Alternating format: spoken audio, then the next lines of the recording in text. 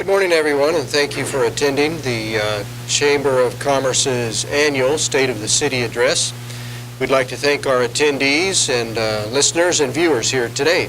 We'd also like to thank our major sponsor of today's event, San Diego Gas and Electric. At this time, I'd like to introduce the president of the El Centro Chamber of Commerce. Our president is an Imperial Valley native. He attended local schools and graduated from his higher education from the University of Redlands. He's been in the banking business here for 36 years, a resident of rural Imperial, and he's been on the chamber board for 5 years, president of the El Centro Chamber since July. He's active in his church and in many civic boards and community organizations, and one of his favorites, he told me, is Kiwanis. At this time, I'd like to introduce the El Centro Chamber of Commerce President, Randy Taylor. Thank you, Bill. Good morning. I trust you're as happy as I am to be here this morning. I'm getting this over with. I'm really extremely happy.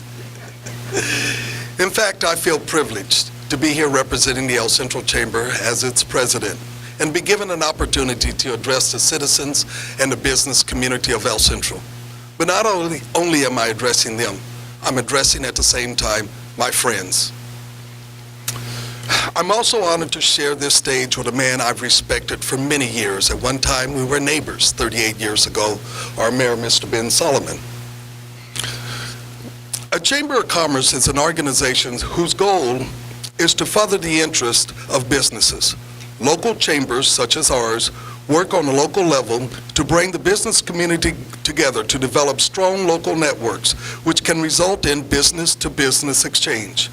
In addition, our chamber works with the local government, such as the City Council, and local representatives to develop business initiatives. We are not a governmental body, and we do not have direct role in writing and passage of laws and regulations that affect businesses, but we do act as a lobby in an attempt to get laws passed that are favorable to businesses. Our mission statement reads, "The mission of the El Centro Chamber of Commerce and Visitors Bureau is to be an advocate for business, provide economic leadership, and foster community pride to ensure growth, prosperity, and the quality of life in El Centro and the surrounding region." I'm going to share with you a few activities your chamber is doing to support our business community. First of all, we have a good working relationship with the City of El Centro, maintaining open lines of communication. We have shared with the city our position on the air service for Imperial County. And while our recommendation may have differed from the city's, there was no hint of animosity. In fact, due to some changes, we're revisiting the subject. Air service is vital to the economic growth of Imperial County, and the ability to conveniently connect with major airlines is essential to our community's growth.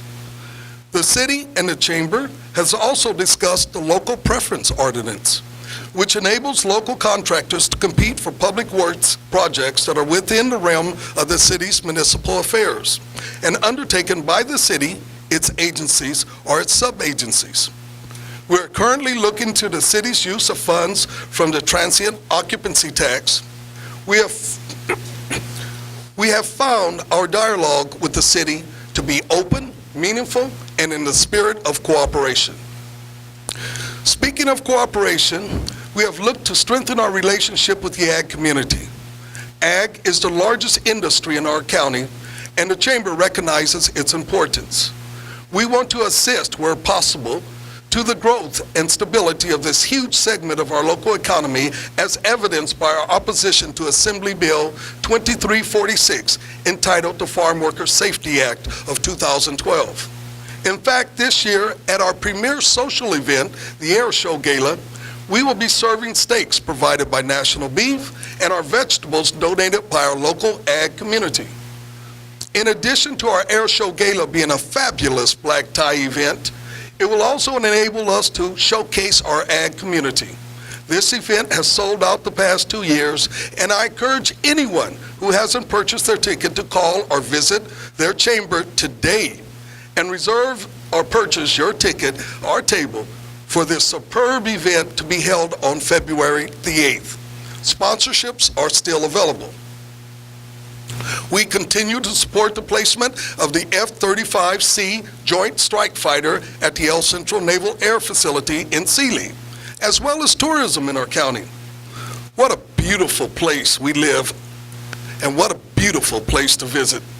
Our amazing clear blue skies providing perfect flying weather, breathtaking rolling sand dunes, and a network of canals providing enjoyable activity for ATV activists and sportsmen. Our mountains and deserts for hiking, and our green fields are not only a pleasant to the sight, but a major source of food for the world. It's all here, just as the commercial says. We just need to find a way to inform those unfamiliar with Imperial County we exist, and we welcome your visit. The latter part of our name, Visitors Bureau, makes reference to the support your chamber provides to travelers from throughout the United States and Mexico and Canada to obtain information about El Centro and the Imperial Valley. Visitors to our area bring money and make purchases. Their purchases of goods and services not only allows for the sale by local business, but it also creates employment for local residents. Now, because the local resident is employed and earning a salary, they too have money to spend, and the cycle begins. What your chamber wants to do is create more cycles, create more jobs, and attract more commerce to support the growth of a strong local economy. I would like to take a moment to share a brief story, if it's possible for me to be brief. This story is about Welcome Back Snowbird's breakfast. That occurred earlier this month. I've been participating in this breakfast for several years, a short time compared to many of you, as the Chamber's been hosting this breakfast for 28 years. The first time I volunteered to help, I arrived a little before 7 a.m. and the snowbirds were already lining up for breakfast. Because this was my first snowbird breakfast, I didn't know how I could assist with the breakfast. I decided to help at the start of the line greeting guests as they receive their plate and eating utensils. Our registration table had placed name tags on all the guests, therefore their name and their home location were displayed on their shirt or blouse. Coming from the service industry, I realized the importance of being recognized. Therefore, I proceeded to call everyone by name and make small talk about their summer or winter home. Many were surprised that I knew their name, and I never let on that I was reading the name tag. As the line turned from one line to two and moved faster and became more of a challenge to greet every guest with a handshake, hug, and an occasional kiss, but I managed to get to the majority. At the end of the breakfast, I was exhausted and extremely pleased with my role, and I felt I had made a positive contribution to this event. I filled this role every year since, and now the guests are remembering me and calling me by name. This year I conversed with the guests, and I asked many what encouraged their return to the Valley. And I'm very proud this morning to share the number one answer. The number one answer is the people. This is something we already know, but we may take for granted. We have some of the nicest, friendliest, and caring citizens of any community. While our winter weather is excellent, and it's true, the sun does spend many winter days here, it's our people that make this community so special, and they are here all year round. Yes, I'm talking about you. Everyone hearing this can take pride in knowing you're part of something special. We need to find a way to promote this valuable asset, a friendly community. Since I'm on the subject of welcoming, I must say one of the most fun and gratifying services your chamber performs each year is welcoming back our teachers. This year, as well as in the past, we address teachers from the El Centro and Heber schools and acknowledge their contribution to our community and the trust we place in their service, educating our most prized possession, our children. Again, thank you, teachers. The chamber depends on membership to support our budget, and during these lean economic years, we have searched for other sources of income to supplement our budget. In 2011, we sponsored a trip to China. In the first year, we sold 30 trips to make this a successful fundraiser. In 2012, we sold 90 tickets and were extremely pleased with the success of this event. I was able to participate in the China trip, and not only was it a rewarding experience, but extremely enjoyable to take a trip with so many friends. If they weren't your friend before the trip, you would grow to be friends during the trip. And 8 days is just perfect, because if the trip was any longer, the friendship might not grow any stronger, if you understand my meaning. As it is, it's perfect. There are many other areas I would like to share, but time doesn't permit. What I would like to do is encourage you to get involved with your chamber. We're business people attempting to promote business. Sometimes we achieve success and sometimes we make mistakes, but we try. You don't have to be a board member to be involved and contribute. We have committees you could serve on and activities you can participate, such as our monthly mixers. If you don't feel comfortable socializing with us mature members, we have the Young Professional Organization that is active, growing, and productive group of professionals below the age of 40. Recently, we had a boo-boo and allowed an outside vendor to volunteer for a function that in the past a chamber member has performed. We aired and I met it. I also thank the member for bringing the issue to my attention. This member was upset, understandably so, but instead of holding his disappointment, perhaps electing to not renew his membership, he shared his frustration with the chamber, which allows us to avoid repeating the error. This member was engaged, and while it may have not been an enjoyable conversation at times, I truly appreciate the constructive criticism because it provided an opportunity to improve. I would like to see everyone involved and engaged. Remember, this is your chamber. In closing, subsequent to the national holiday honoring the great Dr. Martin Luther King, if you haven't noticed, I'm African American. I'm the first African American to be president of the El Centro Chamber of Commerce and Visitors Bureau. And our honorable mayor, he too is African American. I'm proud to be a member of a community that looks at the contents of one's character and not the color of their skin, as evidenced by our leadership positions. The El Centro community is definitely walking in the footsteps of Dr. King's dream, and I'm proud to be a member of this community and the 88th president of the El Centro Chamber of Commerce. Thank you.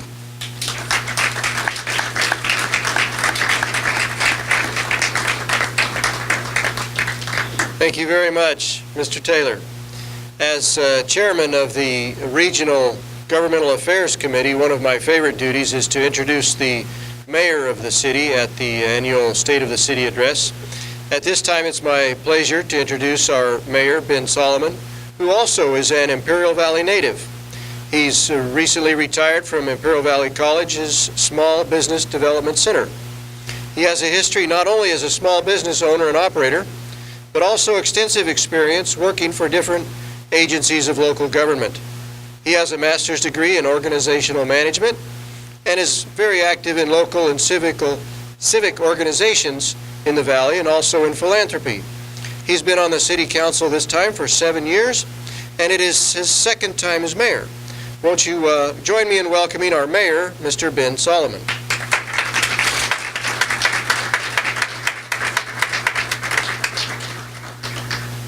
First of all, thank you, Bill.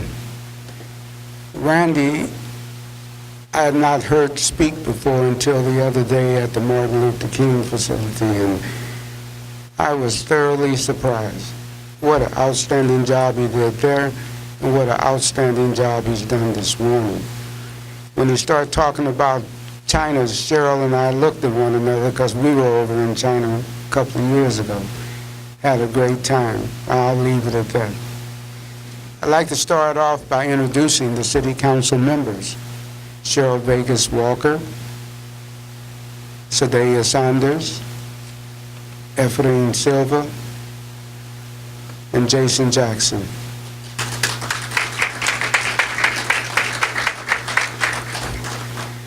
I had some people help me with the speech, and so I'd like to give them recognition too.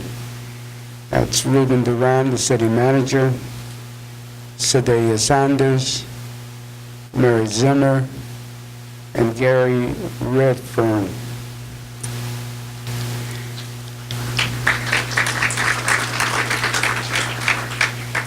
Let me start off by saying good morning, ladies and gentlemen. First off, let me say what a pleasure it is to begin another year on the El Centro City Council. Working with my esteemed colleagues, I am honored to be again this city's mayor, and will work diligently to continue earning your trust, the trust you have placed in me. I'd also like to extend my heartfelt appreciation to our valued staff. Your efforts are appreciated each and every day. And even if we don't always get around to saying it, it is true. We appreciate you.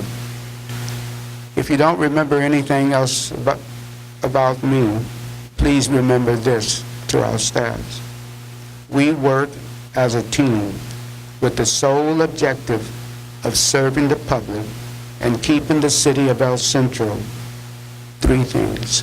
One, keeping it a great place to work. Two, do business. Three, raise a family. Let's take a quick look at 2012. 2012 was a year in which the city of El Centro had to do more with less. It seems we all are doing more with less, and the cities are no different. One good thing about working with less, we're getting a lot of practice at it, and we think we're doing good. This is not to say that there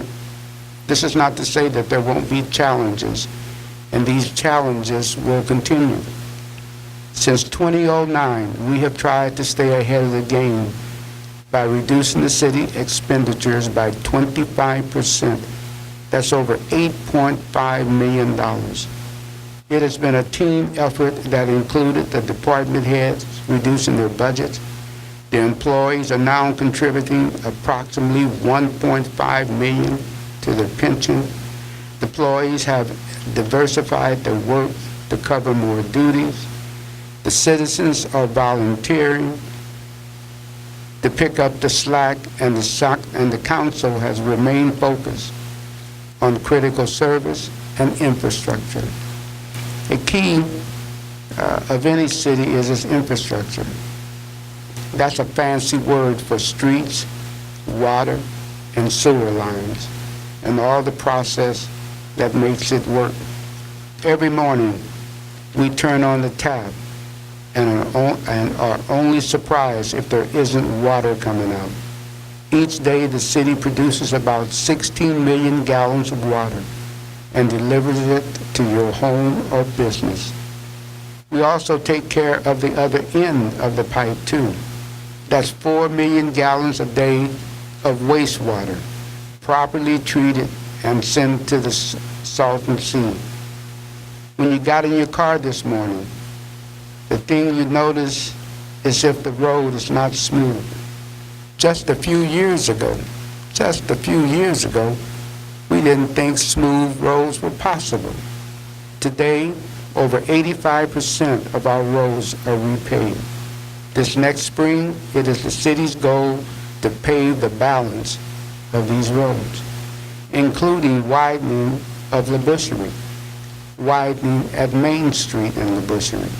This will improve traffic flow at a key intersection.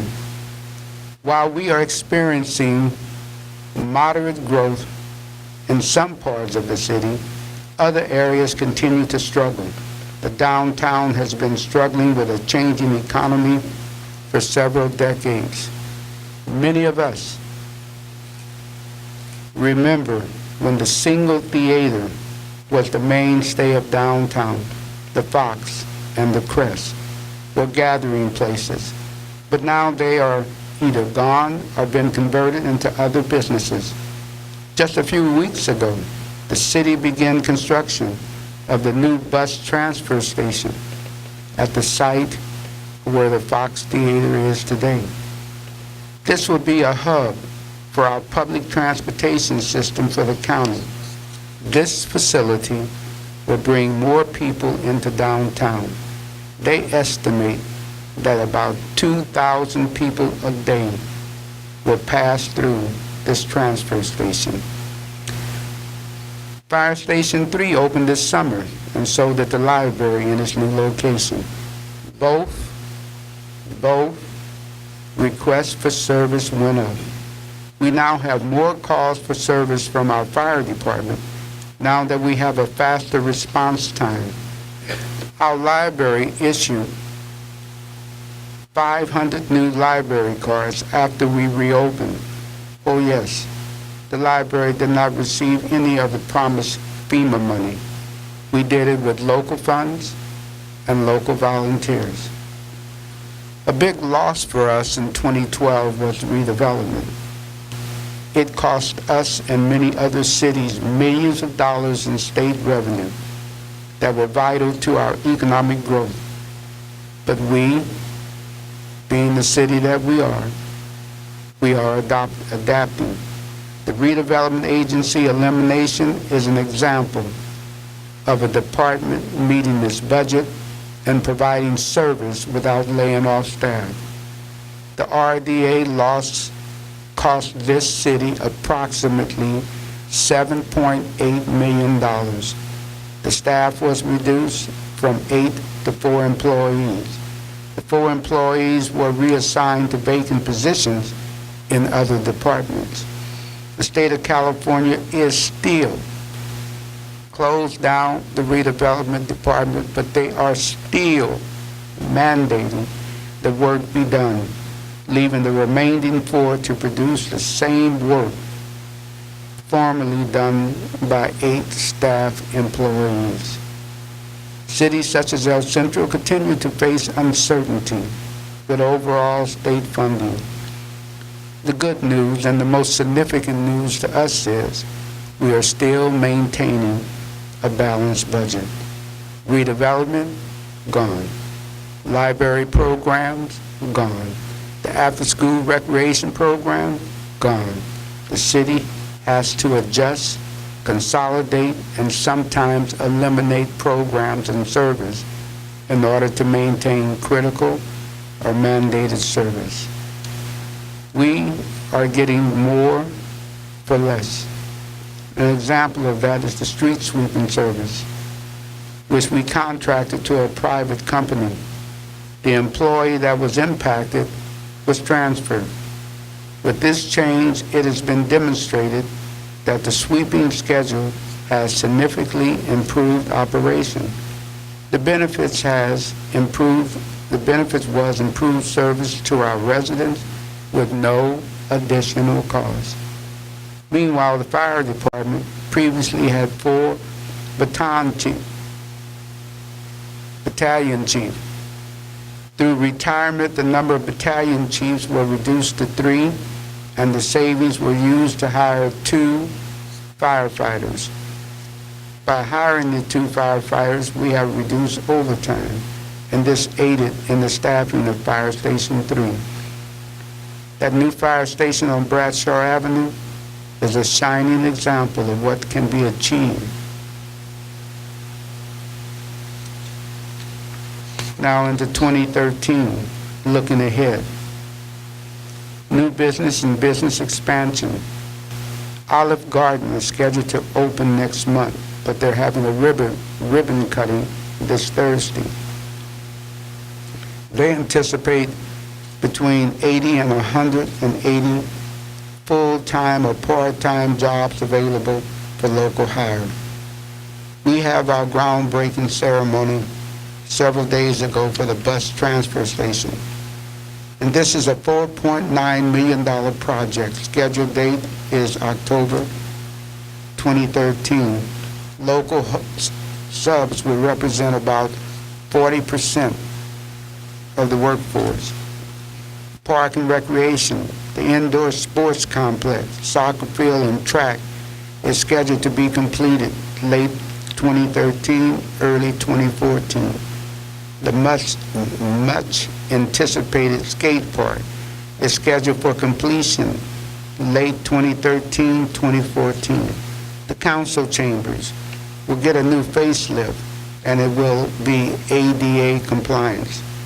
Councilmember Silver and Jackson are working as the council ad hoc committee, along with key staff and community stakeholders in establishing our strategic plan. The plan will frame our goals, objectives, and budgetary direction for the next 5 years.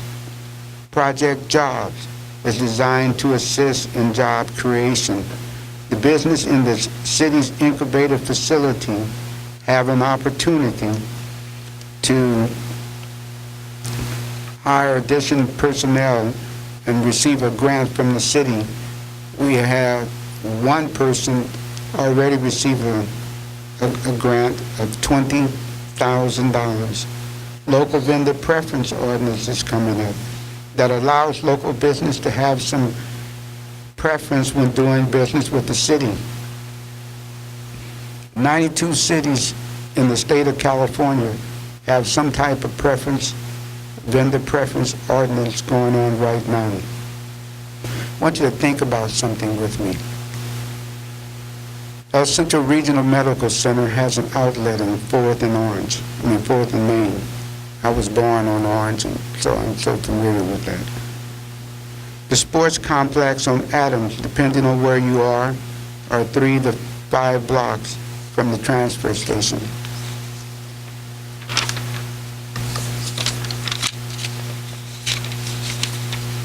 The skate park is 4 blocks from the transfer station. Think about the number of people that are now beginning to come into our downtown area. And I've said this before, and I'll say it again. If we can get a couple of anchors down there, I think that we can do a good job of bringing downtown El Centro at least part of the way back. I'd like to make a public announcement at this time.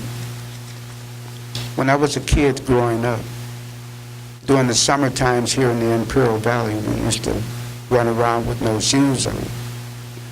And if you've ever lived in El Centro, when I was growing up, they didn't have a lot of trees. So what you would do is you'd come out your house and you run to a tree, and then you look around to see if you could find another tree, because you need to run to that. And that's what we did. To go visit a friend, if you didn't have no trees, you wouldn't get no visits. It was just that simple. Right now, we have 15 parks in the city of El Centro. And in those 15 parks, there is a total of 1,234 trees, in which 32 need to be replaced. It costs about $150 to replace each of the trees for a total of $4,800. I hope that there's a service club that will take this on as a project and make sure that other kids don't have to look for trees to run to. Another key component will be the budget update. Because the state is still trying to figure out ways to get money, the city is held up putting their budget together. Even though it is basically together, we want to make sure that the numbers that we put in there are the numbers that are going to be there. So we're waiting. But this year's budget, what I mean by this year, is 2012, 2013. The total budget was $91 million. General fund budget was $24 million.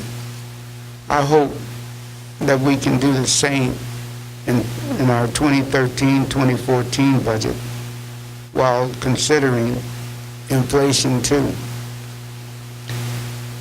At this time, there is no indication of a shortfall or a windfall.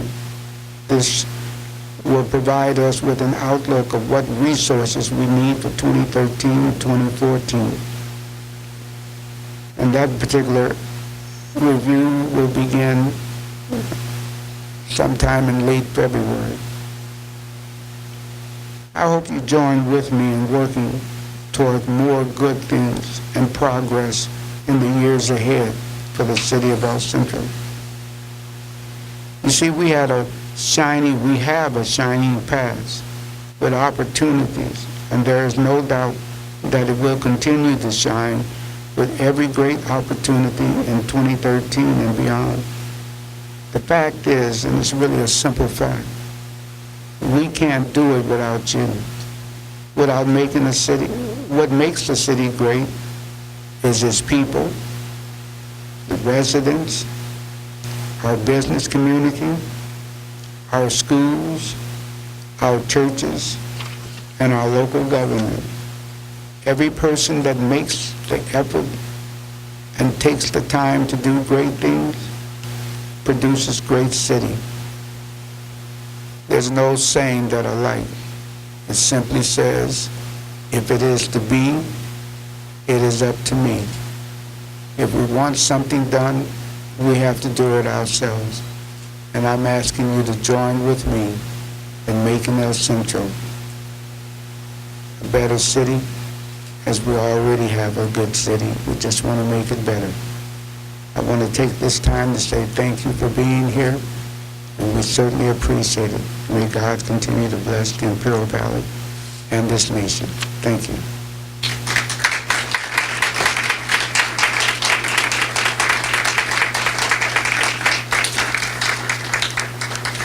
Thank you, Mayor Solomon.